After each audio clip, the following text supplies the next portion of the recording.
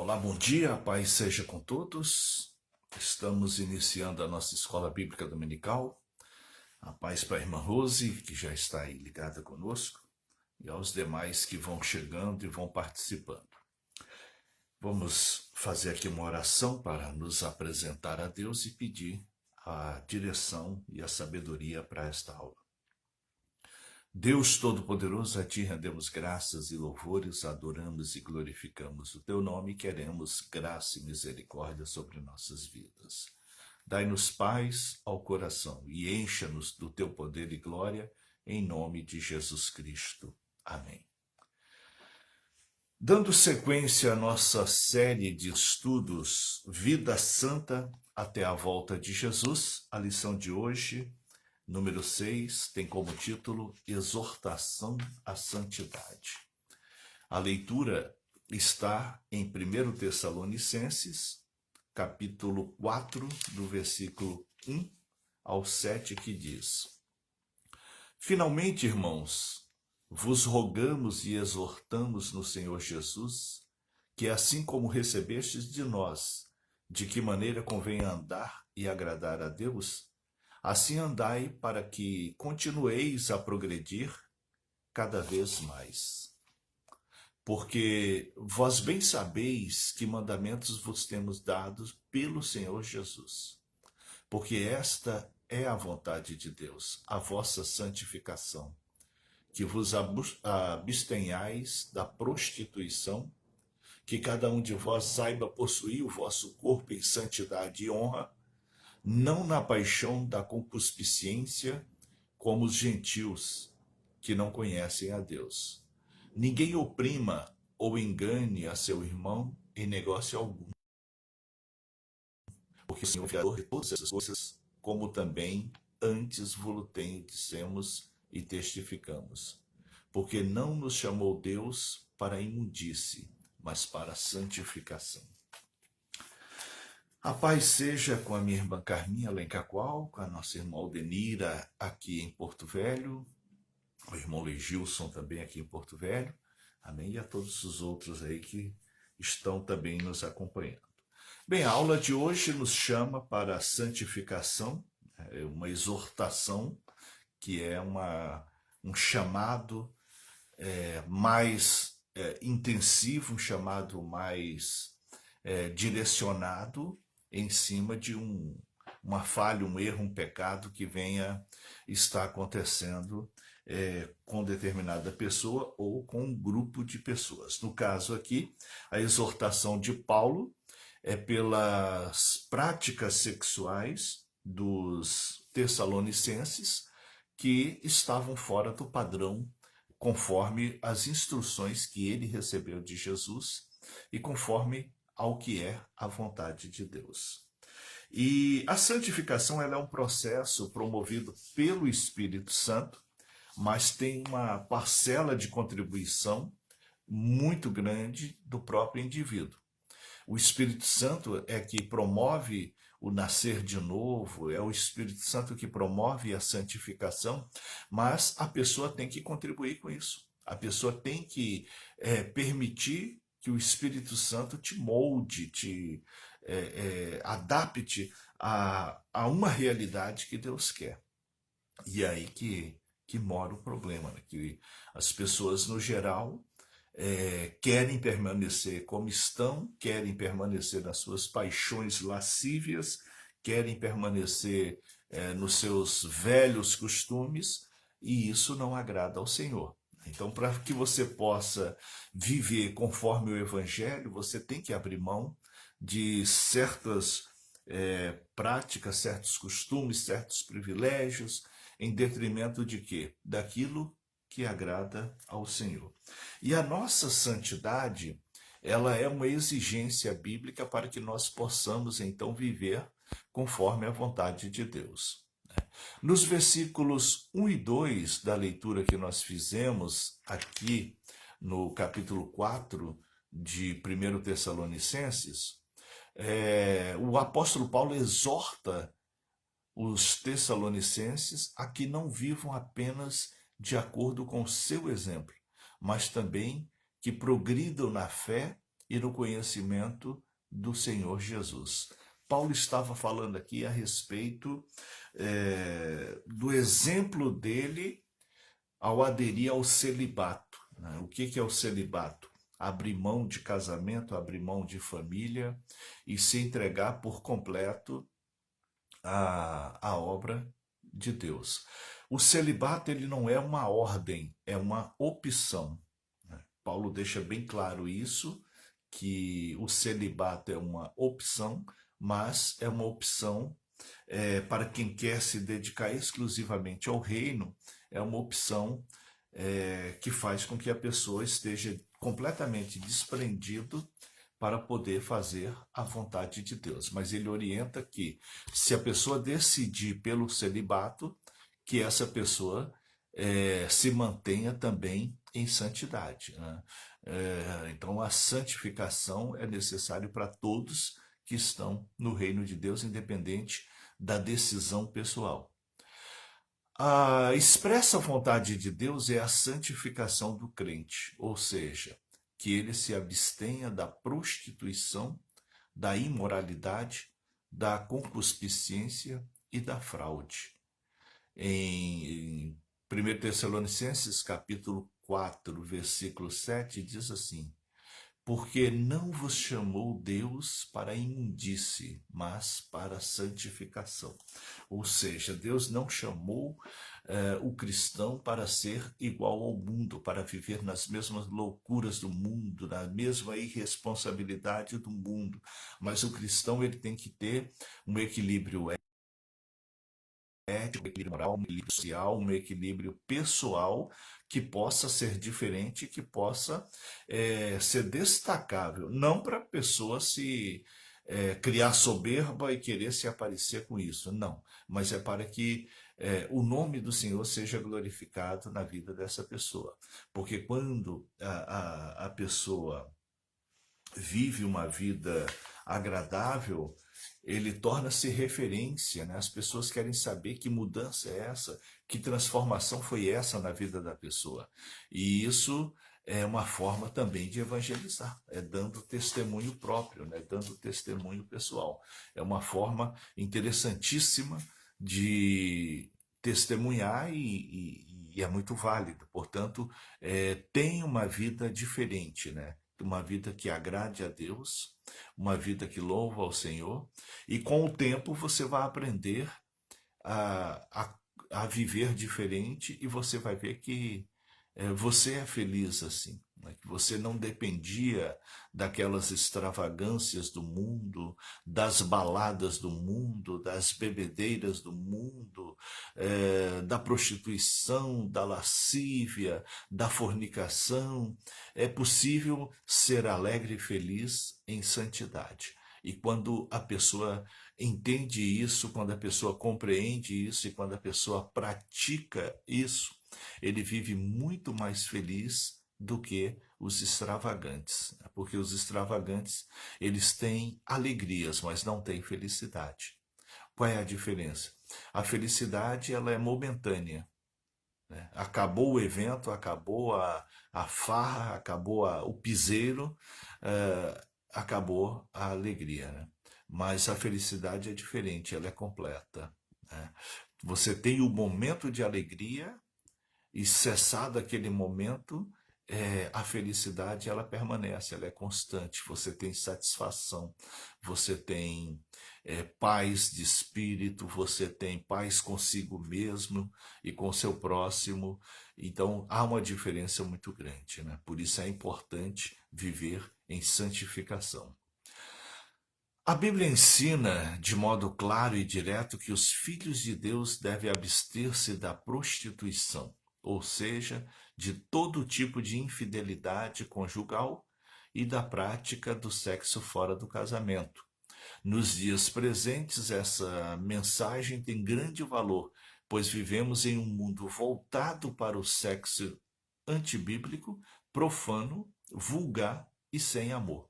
Todavia, os crentes em Jesus têm o dever de ser sal e luz neste mundo.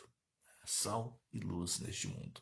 Portanto, a diferença do viver cristão, ela ela não pode ser por obrigação, mas um dever, né? Uma decisão, uma mudança de vida, uma mudança prática, não para tornar-se um rótulo ou um padrão social, mas para que haja uma transformação de dentro para fora. Não, por isso que a santificação ela não pode ser imposta, né? O líder não pode chegar, olha, faça isso, faça aquilo, tira isso, tira aquilo, a partir de hoje não faça isso, faça aquilo. Ele pode fazer como instrução, né? Como instrução, mas não como determinação. Por quê? Porque se a pessoa faz por obrigação, não há transformação. Dentro dele ainda fica aquela vontade retraída e na primeira oportunidade que tiver, a pessoa vai decair. O importante é instruir, orientar, exortar para que a pessoa faça isso por uma decisão de uma mudança, por uma decisão por um viver diferente, por uma decisão de uma vida nova. Então, isso vai fazer com que essa atitude seja legítima e verdadeira. Porque existem assim, muitas pessoas que aparentam santidade, mas por trás tem um comportamento muito diferente, tem uma forma de viver muito diferente. Então, nada passa despercebido aos olhos de Deus.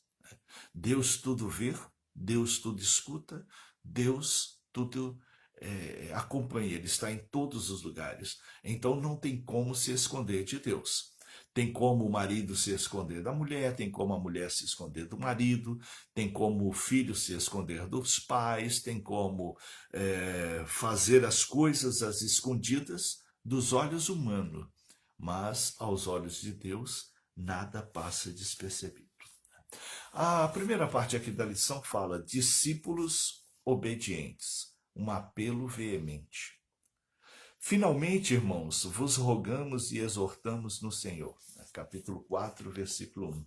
Então, trata-se de uma exortação, ou seja, um chamado para que possa haver uma transformação de vida, né? Um chamado para que possa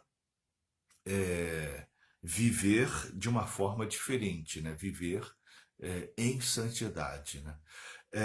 A santidade ela faz com que a pessoa se torne, aos olhos de Deus, uma pessoa santa, né? Uma pessoa pura, uma pessoa equilibrada, uma pessoa que se esforça para não fazer o mal, uma pessoa que se esforça para não praticar aquilo que não é orientado pela palavra, que não é orientado pela Bíblia. E a santificação é isso, é uma mudança de atitude, uma mudança de vida. É a pessoa deixar de ser perverso para viver de uma forma santa. Quando a Bíblia fala os santos do Senhor, são as pessoas que estão hoje aqui no mundo e que aceitaram a fé em Jesus Cristo e se esforçam dia após dia para viver em santidade, para viver em santificação. Então, essa pureza nos faz aproximar de Deus e ser agradável de Deus. Né? Portanto, aqui em Tessalonicenses, nessa leitura que fizemos no início do capítulo 4, inclui dois mandamentos do Senhor. O primeiro que aparece aqui é o sétimo mandamento, que diz: não adulterarás. Não adulterarás. E o outro que aparece é o 10º mandamento: não cobiçarás a mulher do teu próximo. O adultério, ele é o ato consumado, mas Jesus orientou também que ao olhar e desejar uma mulher, o homem já peca. Então, o olhar cobiçoso, a pornografia, tudo isso já é pecado sexual. Né? Tudo isso já é pecado da sensualidade, né? Pecado da luxúria, que é despertar a sensualidade em outro.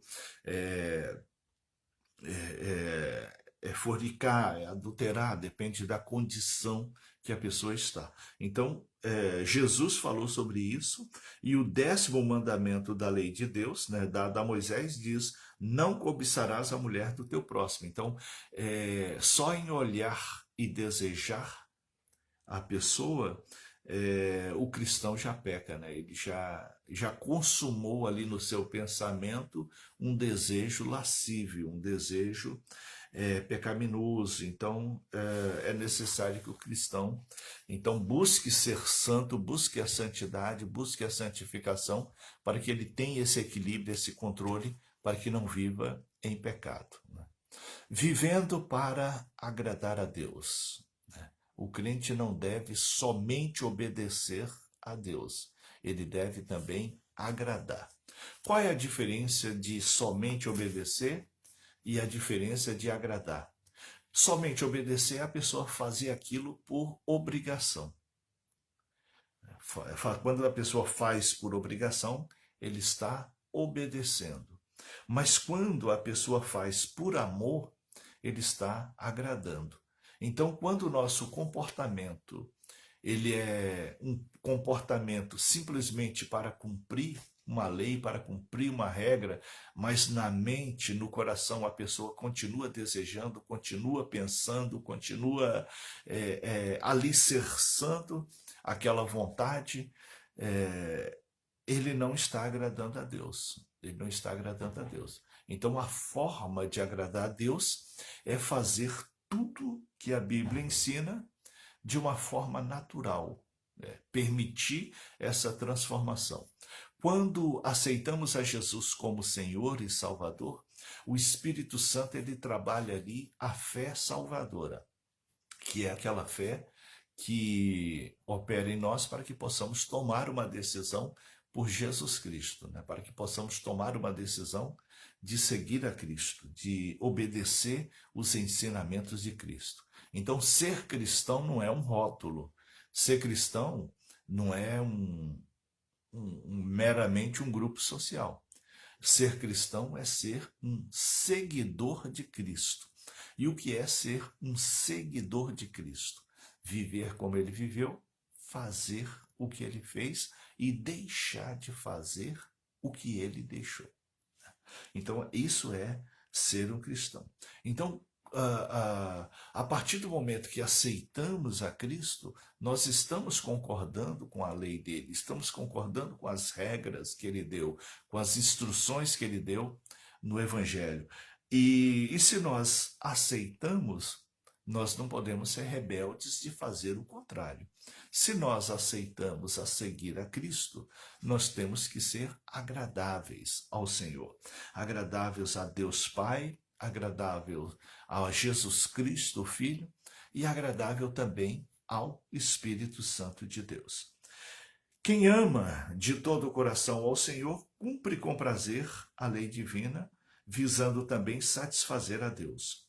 O amor para agradar o Altíssimo não depende da lei. No Salmo 40, versículo 8, fala sobre isso. A lei existe por causa da fraqueza humana, mas aquele que é verdadeiramente convertido, aquele que tomou mesmo a decisão de entregar a sua vida ao Senhor, essa pessoa não precisa nem de regras, não precisa nem de lei. Ela naturalmente será uma pessoa de conduta ética, moral, social, honesta, real e equilibrada. Então, o seu próprio instinto, o seu próprio espírito fala contigo dentro de você o que é certo e o que é errado. A pessoa ela consegue perceber, sem receber qualquer instrução, o que é certo e o que é errado. Então, quando a pessoa pende para o erro, pende para o pecado, pende para aquilo que não é lícito, ele está fazendo de uma maneira consciente, porque a própria consciência da pessoa mostra que não é certo.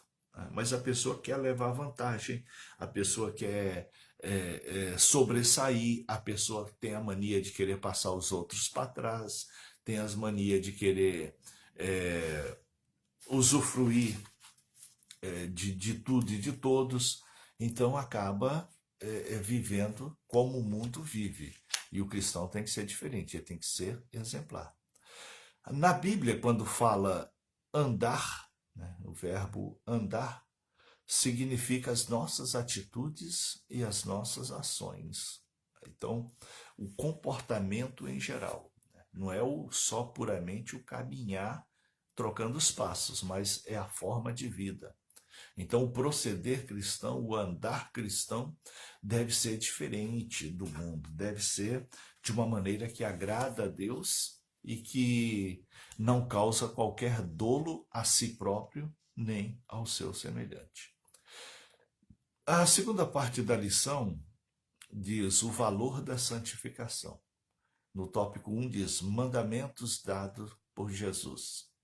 Em 1 Tessalonicenses, capítulo 4, versículo 2 e 3, o apóstolo Paulo escreve assim, né? Porque vos bem sabeis que mandamentos vos tenho dado pelo Senhor Jesus. Porque esta é a vontade de Deus, a vossa santificação, que vos abstenhais da prostituição. Então Paulo deixa claro aqui que não é uma instrução dele, é do Senhor. Não é uma ordem dada por Paulo, não é uma ideia de Paulo, não é um decreto de Paulo. É um mandamento do Senhor Jesus. Ele recebeu essas instruções diretamente do Senhor Jesus. Portanto, ele fala aqui com toda a convicção que esta é a vontade de Deus. Os mandamentos do Senhor, quando aparecem na Bíblia, geralmente eles estão no Senhor Jesus, né? Pelo Senhor Jesus, né? Instruído por Ele, dado por Ele, falado por Ele, disse Jesus. Então, toda vez que na Bíblia você está lendo e tem essas afirmações, né, está se referindo a uma ordem, né, a uma orientação que deve ser seguida. Então, no Senhor, pelo Senhor, dado pelo Senhor, e disse o Senhor. Então, tudo isso demonstra que é uma ordem, é uma lei, é uma regra que deve ser cumprida. Então, ao perceber que existe algum mandamento, alguma regra, alguma ordem dada pelo Senhor, quando você lê a Bíblia, quando você meditar na Bíblia e perceber uma lei, uma ordem dada pelo Senhor, o que você precisa fazer? Imediatamente pedir perdão, né? Pedir perdão por praticar aquele pecado, por ter aquela conduta, pedir perdão e dizer para Deus: muda a minha vida, tira isso de mim, me dê força para vencer isso, me dê força. E tem alguns tipos de pecados que basta você fazer uma oração, um clamor, que sai, que abandona. Mas existem pecados que, além do clamor, da oração, é preciso invocar também com jejum. Com jejum. Existe aquele pecado que é o pecado de estimação. O pecado de estimação é aquele pecado que não sai, que está ali, que fica grudado na pessoa. Então é preciso que essa pessoa abandone esse pecado e ele não tem força, ele não consegue abandonar, aí tem que partir para um jejum. Né? Tem que fazer um jejum para poder matar esse pecado, para poder matar essa fraqueza e se fortalecer no espírito. O jejum, ele enfraquece a carne e fortalece o espírito. Por isso é importante essa prática, né? Porque naquilo que você está perdendo o controle, naquilo que você está perdendo o domínio, quando você jejuma, você amortiza aquilo e fortalece o seu lado espiritual que combate aquela prática, que combate aquele comportamento, né, que combate aquela atitude. Então é importante jejuar. Ainda sobre o valor da santificação, na parte 2 diz, a santificação é a vontade de Deus para o crente. Aqui na lição diz assim, Ao aceitar a Cristo como Salvador, o novo convertido torna-se santo pela lavagem da regeneração do Espírito. Tito, capítulo 3, versículo 5, fala sobre isso.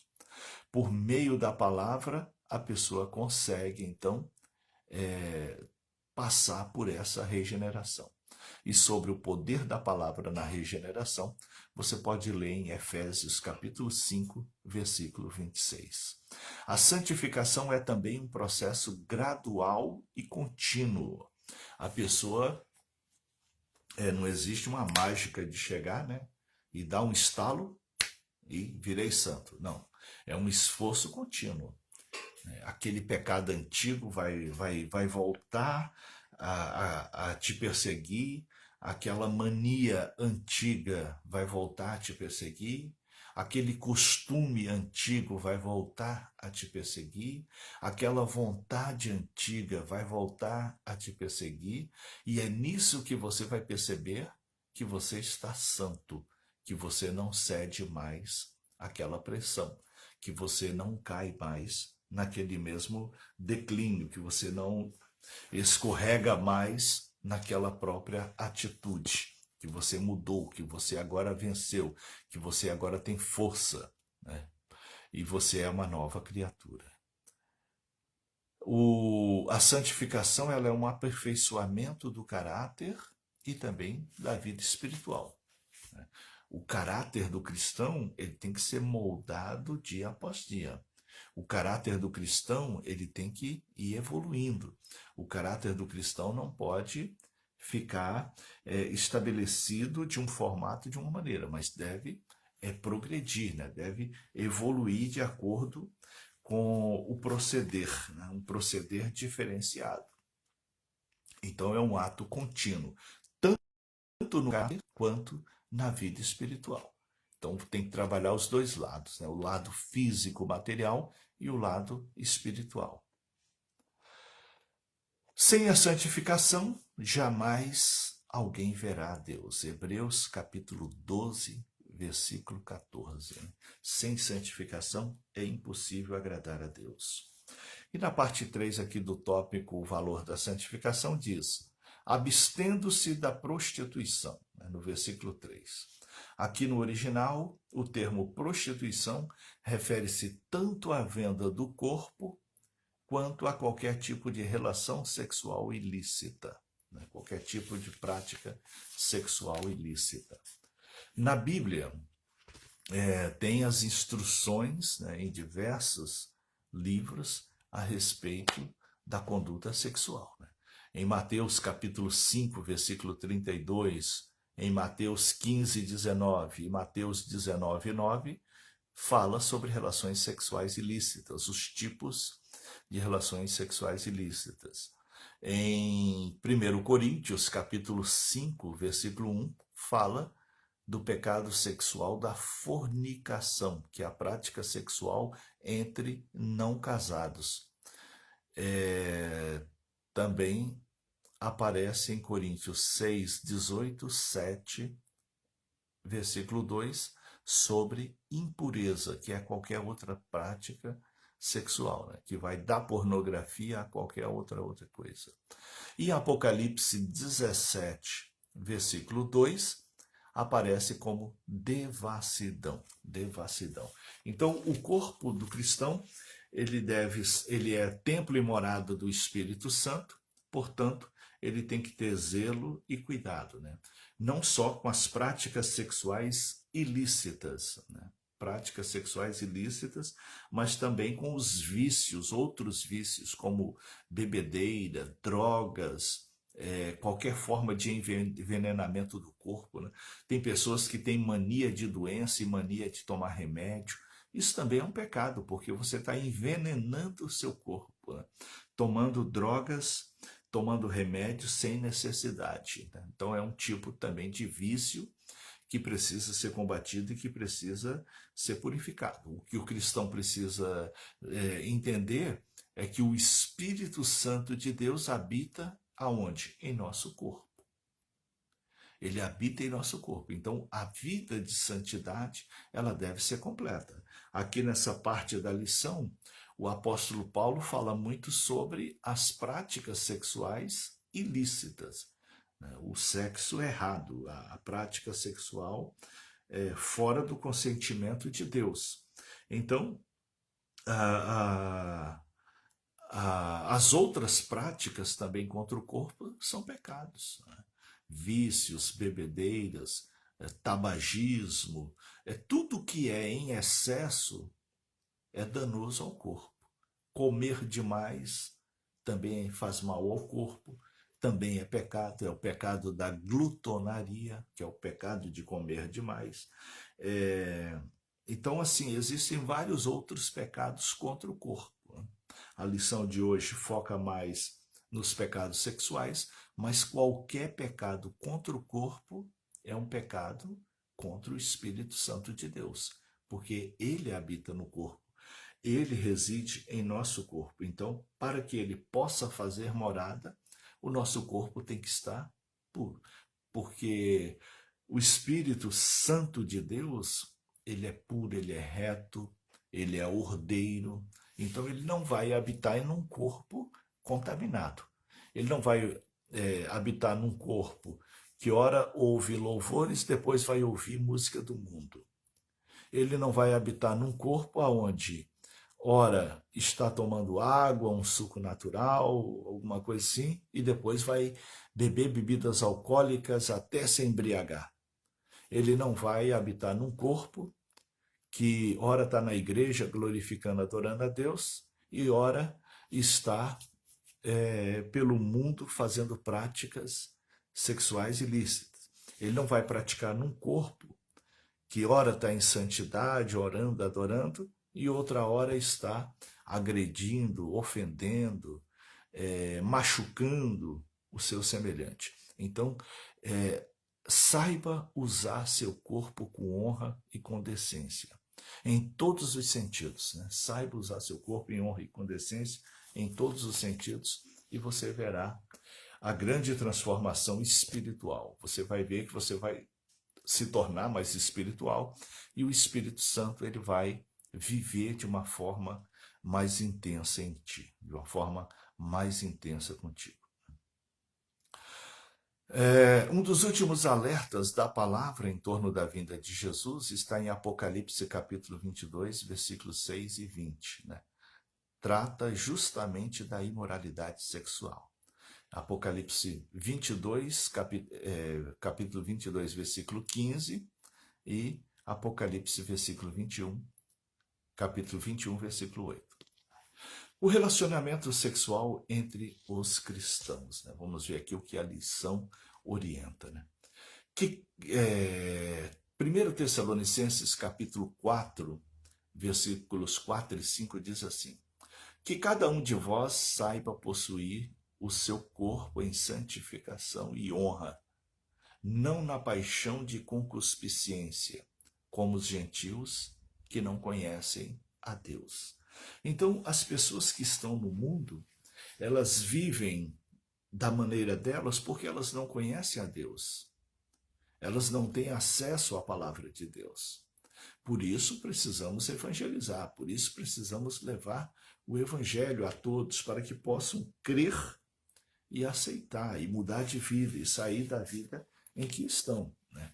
É preciso falar, ninguém sabe o que calado quer, então é preciso falar, é preciso pregar, é preciso instruir. Aí, aqui na lição no tópico 1 diz que cada um saiba possuir o seu corpo, refere-se ao corpo do crente, né? 2 Timóteo capítulo 2, versículo 21 e 1 Pedro capítulo 3, versículo 7 se refere ao uso devido do corpo, né? Anote aí, depois dá uma lida para completar o entendimento. A santidade sexual tem de ser rigorosamente observada na vida do cristão. Hebreus capítulo 13, versículo 4.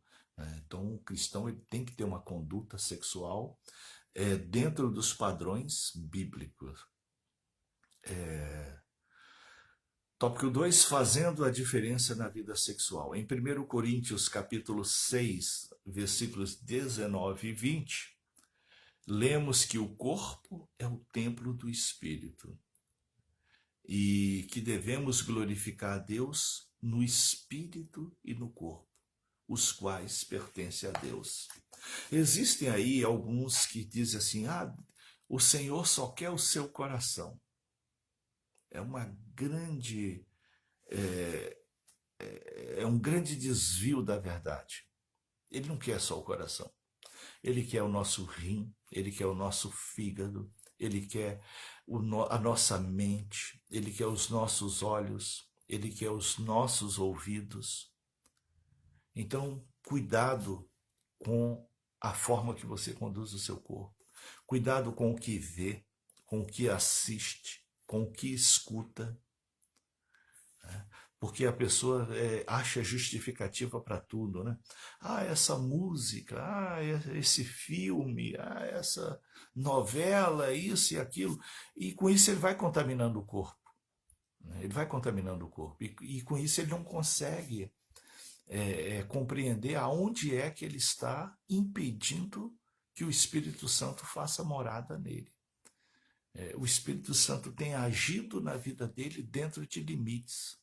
Não encontra total liberdade para uma operação de poder, para uma operação de autoridade. A pessoa tem vícios, vícios em cinema, vício em novela, vício em tabaco, vício em comida, vício em sexo, vício na mentira, na corrupção, na violência, nas palavras torpes, enfim, diversos vícios que precisam ser controlados e que precisam ser contidos para que o Espírito Santo habite com poder e com autoridade, para que o Espírito Santo possa fazer morada e sentir-se agradável dentro de nós. E aí ele vai nos usar com poder e com autoridade, e aí ele vai nos usar com dons e talentos, e aí ele vai nos usar com intensa sabedoria, né? Então, à medida que a palavra de Deus vai revelando em você o que precisa ser mudado, faça esse esforço.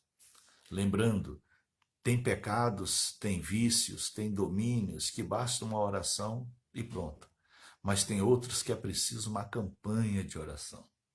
Tem outros que é preciso oração e jejum. É preciso um esforço maior, uma dedicação maior para vencer, principalmente aqueles pecados que acompanham a pessoa já há muitos anos, há muitas décadas, há muito tempo, há muitos dias.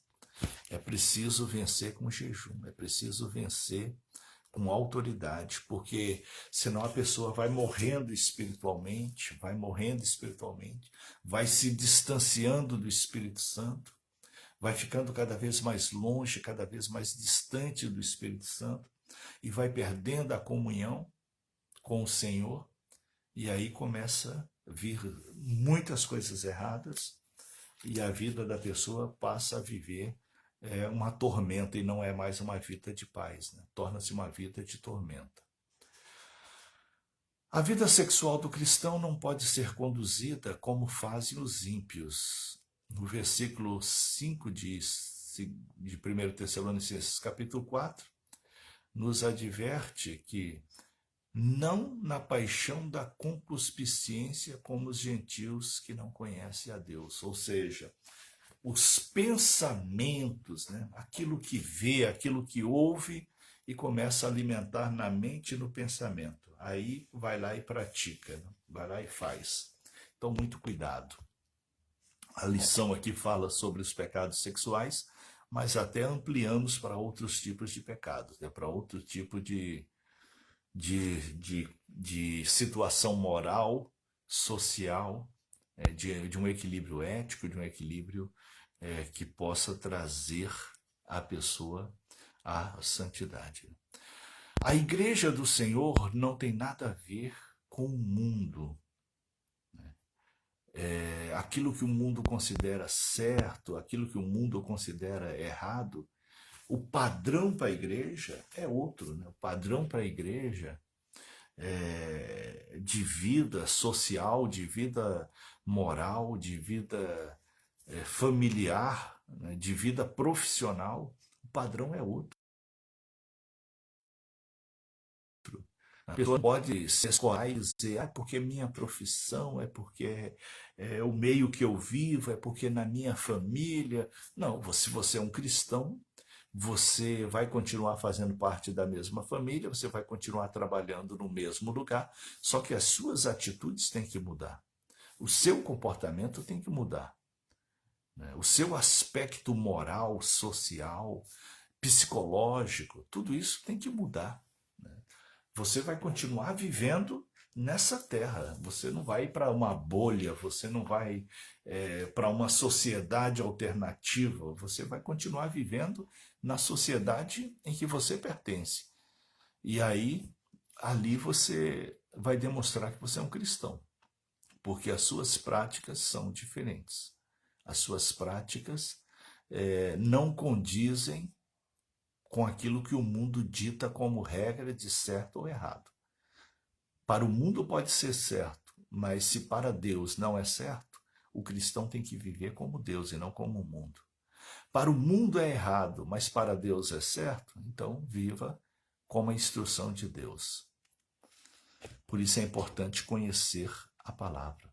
Em 1 Pedro, capítulo 1, versículos 14 até o 16, Pedro exorta sobre a santidade. E ele fala, né? Sede santos como o Senhor é santo. Então, o nosso Deus, ele é santo. E nós, se queremos viver com ele, temos que ser santo. Temos que ser santo. Temos que aproximar dele em tudo. A quarta parte da lição diz a respeito da ética no relacionamento com os irmãos. Não oprimir nem enganar. Capítulo 4, versículo 6 diz assim: ninguém oprima ou engane a seu irmão em negócio algum, porque o Senhor é vingador de todas essas coisas, como também antes vos dissemos e testificamos. Então tem muitos cristãos que têm mania de levar vantagem em tudo e passa a perna nos outros. Compra, não paga, come e não trabalha, enfim, várias condutas aí que não são agradáveis. E principalmente enganar o outro. Promete, chama para um trabalho e não paga aquilo que foi combinado, combina um serviço e depois não paga, compra e não paga. Esse tipo de conduta é condenável na Bíblia. E aqui em Tessalonicenses, capítulo 4, versículo 6, está claro que Deus julgará isso, ainda nesse tempo. Não precisa nem esperar o juízo final. A pessoa que conduz assim, querendo levar vantagem em tudo e passando a perna em todo mundo, principalmente nos irmãos da fé, essa pessoa terá um julgamento já imediato, né? Pensa que não, aí vem uma doença, a pessoa vai gastar muito mais do que aquilo, vem um outro tipo de problema e a pessoa vai gastar muito mais do que aquilo que ele levou vantagem, muito mais do que aquilo que ele achou que estava levando vantagem, né? Passou a perna em alguém, enganou alguém, trapaceou alguém. Então, essa pessoa não passará impune. Lá em Eclesiastes fala que Deus se agrada do justo, mas não toma pela mão o malfeitor. Então, o malfeitor, ele tem um juízo imediato, né? Além do juízo final que virá, ele tem um julgamento imediato. Então, o malfeitor, ele sempre vai estar tendo prejuízos, doenças, perdas, danos, não só na vida econômica e financeira, mas também na vida moral, na vida social, na vida familiar. Vai ter desgostos, vai ter muitos perrengues na vida em virtude da conduta, em virtude da maneira como essa pessoa vive.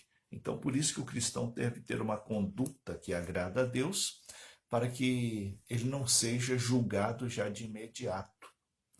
porque o acusador, que é Satanás, está aí de olho. Cada vez que a pessoa peca, cada vez que a pessoa se envenena no pecado, ele usa isso para dar alguma cutucada na pessoa, né? Para dar a sua ferroada ali na pessoa. Ele usa desse artifício, dessa fraqueza da pessoa, desse erro da pessoa, para poder levar vantagem. Então é preciso que o cristão tenha uma conduta exemplar, tenha uma conduta moral, tenha uma conduta que agrada ao Senhor, de forma que ele possa então viver em santidade. Ainda sobre ética no relacionamento entre os irmãos, aqui na lição diz: chamados para ser santos. No capítulo 4, versículo 7, diz: porque não nos chamou Deus para a imundícia, mas para a santificação. Então Deus não nos chamou para ser imundo. Imundo nós já éramos antes de vir para Deus. Imundo nós já estávamos quando vivíamos sem Deus. A partir do momento que Deus nos chama, é para uma mudança de vida. É para uma transformação de vida. Mas aí eu ainda gosto disso, eu ainda me sinto bem fazendo isso. Se não é bíblico, ore, jejune, se esforce para fugir disso. Ore mais, clame mais, busque mais, para que você possa viver intensamente conforme a palavra de Deus. 1 Pedro, capítulo 1, versículo 15, diz assim: sede vós também santos em toda a vossa maneira de viver. Em toda a vossa maneira de viver. Não só no aspecto sexual, mas na sua conduta econômica financeira. Seja santo. Não seja um corrupto. Não seja um avarento. Não seja um egoísta. Não seja um trapaceador. Não seja um rolista que sai levando vantagem aqui ou ali. Seja ético e decente em tudo que você fizer. Essa é a orientação. Né? Sede vós também santos em toda a vossa maneira de viver. 1 Pedro, capítulo 1, versículo 15. Então, tudo que você fizer na vida, faça como se fosse um cristão. Uma regrinha básica para isso é: se Cristo estivesse no meu lugar, ele faria isso? Se Cristo estivesse no meu lugar, ele escutaria isso que eu estou escutando? Se Cristo estivesse em meu lugar, ele assistiria isso que eu estou assistindo? Se Cristo estivesse em meu lugar, ele entraria nesse lugar que eu estou entrando? Se Cristo estivesse em meu lugar, ele estaria extravagando como eu estou? Portanto, é um questionamento que o cristão deve fazer antes de tomar as suas decisões. Não esteja com um pé no reino de Deus e um pé no mundo. Existe alegria, existe felicidade na presença do Senhor. E é uma alegria pura, é uma felicidade pura, é uma alegria reta, é uma felicidade reta. Portanto, viva conforme agrada ao Senhor e isso será agradável para você. Muitas pessoas acham que abandonar o mundo e viver em santidade vai ser uma vida monótona e chata. Pelo contrário. Toda pessoa santa, toda pessoa que se entregou ao Senhor, que vive conforme a palavra do Senhor, todas essas pessoas são felizes. São felizes. Elas não vivem extravagância, mas são felizes. Porque elas têm uma alegria duradoura, elas têm uma alegria eterna, elas têm uma alegria constante, elas têm paz de espírito. Elas estão em paz consigo mesmo, estão em paz com seu semelhante e estão em paz com Deus. Isso é importante, porque esse proceder cristão, de uma maneira de viver que seja completa, vai fazer com que essa pessoa também seja completa diante de Deus. E o reino de Deus Ele é paz, ele é justiça, ele é alegria, ele é felicidade, ele é motivação. O reino de Deus, viver no reino de Deus, é você viver conforme as promessas do Senhor. E isso vai ser bom para você, isso vai te trazer alegria, isso vai te trazer felicidade, isso vai te trazer paz, paz de espírito. Então, é preciso o quê? Que você aprenda a se santificar, aprenda a ser santo. E a Bíblia tem diversas orientações sobre isso. Leia, medite, busque e tire da sua vida. Não frequente mais lugares que não louvam a Deus. Não frequente mais lugares que o Espírito Santo de Deus não estará presente. Não veja mais aquilo que abomina, é abominável a Deus. Não leia, não escute, não assista nada que venha contaminar o seu corpo e o seu espírito. Mas santifica-te, purifica-te, e a sua vida vai ser bem melhor. E você vai viver de uma forma intensa, de uma forma, de uma conduta excepcional. Eu me lembrei agora do seu Adonias, né? Seu Adonias tem 100 anos, o pai da irmã Zenite. Toda vez que eu vou visitar ele está ali, né? 100 anos de idade, e aí ele fala, eu não bebo, eu não fumo, eu não faço mal a ninguém, eu não convido ninguém, não sou convidado. Então ele quer dizer o quê? Ele teve uma vida que não fez mal para ninguém, então ele está de consciência tranquila. Então, quando ele fala isso, ele quer dizer, eu tenho minha consciência tranquila.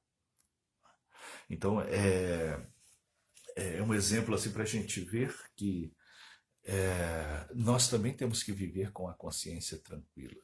Nós também temos que viver com a nossa consciência de paz. Nós também temos que viver com a consciência pautada pela palavra de Deus. Então, coloque em prática isso, viva isso e se esforce para isso. Se você não consegue vencer isso sozinho, converse. Converse com quem pode te ajudar, com quem pode te instruir, com quem pode te ajudar em oração para que você possa vencer. Mas a regra básica para a santificação é: não faça o que Jesus não faria. Não veja o que Jesus não viria. Não escute o que Jesus não escutaria. Não participe de qualquer coisa que Jesus não participaria. Não esteja em lugares aonde Jesus jamais estaria. Portanto, tenha isso como regra e você vai se santificar. Você vai ser um santo, conforme a palavra de Deus. Amém? Louvado seja Deus, e que essas palavras possam enriquecer a sua fé, possa te fortalecer no Senhor e possa te dar sabedoria. Amém? Oremos para concluir, né? Mas, sim, falta a conclusão aqui, né? Deixa eu concluir aqui. A lição diz assim: viver em santidade não é fácil, mas é possível, pois o Espírito que habita no crente quer operar a santificação. Ele é o caminho, o Espírito de santificação. 1 Pedro, capítulo 1, versículo 2. É indispensável que o cristão seja santificado para poder andar na presença de Deus e habitar com Ele no porvir. Não adianta ser membro de uma igreja aqui e depois enfrentar o juízo final por haver desprezado a santificação e vivido fora da vontade de Deus, que é a nossa santificação. Portanto, viva conforme a vontade de Deus, porque existem juízos, julgamentos que são imediatos, mas também tem o juízo final. Então, entregue-se ao Senhor, viva para o Senhor, e eu tenho certeza que você será feliz. Tenho certeza que você vai viver em paz. Aconteça o que acontecer, você estará em paz. Amém? Louvado seja Deus.